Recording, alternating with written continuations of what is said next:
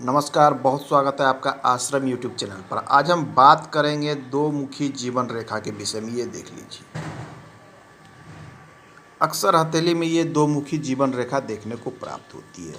ये बहुत कुछ निर्भर करता है कि ये कहाँ से शुरू हो रही है, यहाँ से शुरू हो रही है या यहाँ से शुरू हो रही है या बिल्कुल निचले स्थिति पे शुरू हो रही है यहाँ पर।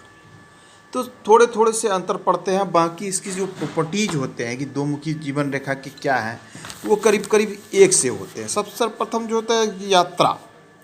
दो मुखी जीवन रेखा, जिनके भी जीवन रेखा में इस प्रकार से दो भागों में विभाजित होता हुआ, ये भी ध्यान देना है कि रेखा विभाजन हो रही है कि ये रेखा इसमें प्रवेश कर रही है। ऐसा नहीं कि ये रेखा विभाजन हो रही है या फिर इसमें से अंदर जा रही है, ये भी ध्यान में देना है।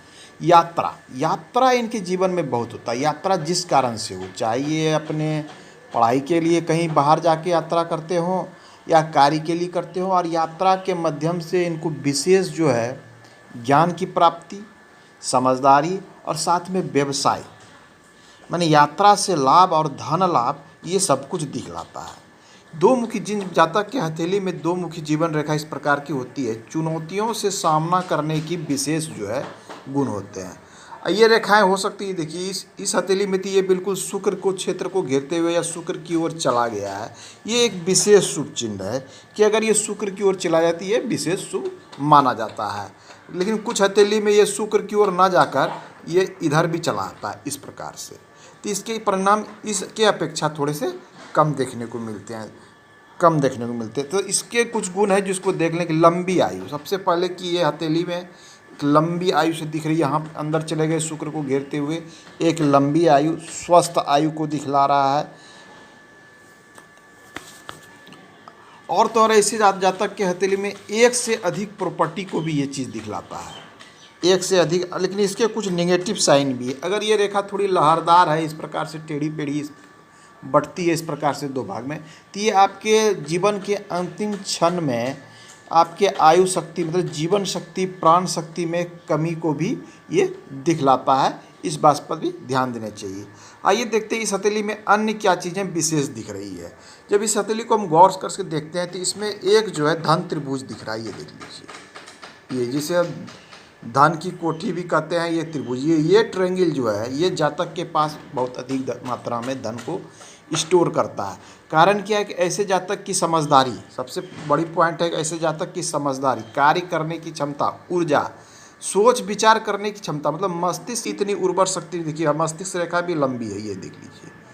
तो ये काफ़ी अच्छे से सोच विचार करके कार्य करने की क्षमता को दिखलाता है। किसी विषय पर बेहतर सोच लेना, किसी भी चीज़ों से अच्छी तरह से सोच विचार करके किसी भी समस्या का समाधान निकालना, तो इस प्रकार की प्रवृत्ति पाए, जिसके कारण ये जो धन त्रिभुज बन रहा है, ये खास करके व्यावसायिक वर्ग के लोगों को विशेष सफलता देता है। हालांकि ये सर्विसमैन को भी सफलता देता है, लेकिन व्यवसाय करते हो तो ये एक विशेष सफलता को इंगित करता है।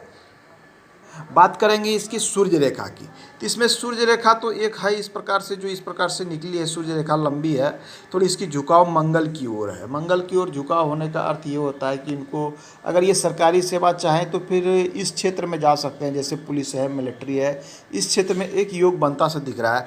लेकिन इस पर जो है कुछ सूर्य को जो है कुछ रेखाएँ काट भी रही है, जो ये निगेटिव साइन है, ये संघर्ष को दिखला रहा है कि आपको सफलता तो मिलेगी लेकिन संघर्ष भी बहुत करना पड़ेगा जीवन में।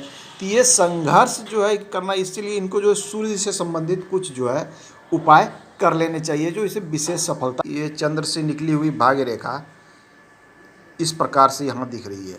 तो चंद्र से निकली हुई भाग्य रेखा ये दिखलाती है कि विवाह के बाद ऐसे जातक की विशेष उन्नति देखने को मिलता है।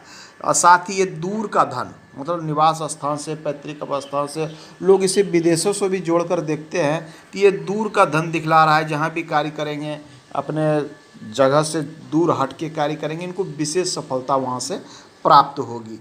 कुल मिला के हथेली की स्थिति बहुत अच्छी है। ऐसे जातक को चाहिए कि अपने कर्म पे विशेष ध्यान दें, इनको सफलता